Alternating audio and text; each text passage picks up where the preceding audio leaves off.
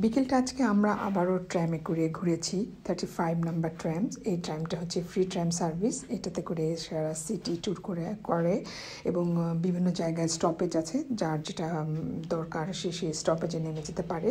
তো আমরা অনেকটা সময় ট্র্যামে ঘুরেছি, আবার মাঝে মাঝে নেমেও গিয়েছি। নেমে গিয়ে কিছু কিছু জায়গা আমরা ঘুরে ঘুরে দেখেছি, ছবি তুলেছি, বেশ ভালো লাগছিল বিকেলটা।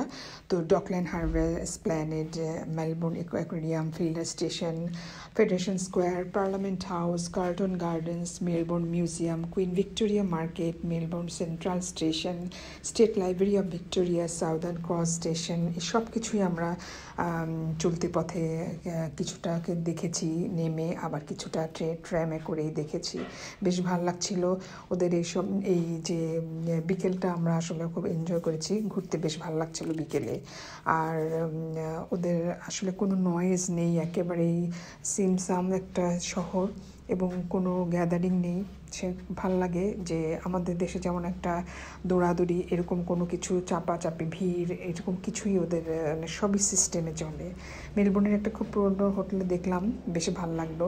সব মিলে আজকে ট্রামের জার্নিটা ছিল বেশ মজার। বিকেলটা বেশ ভালো উপভোগ করেছি।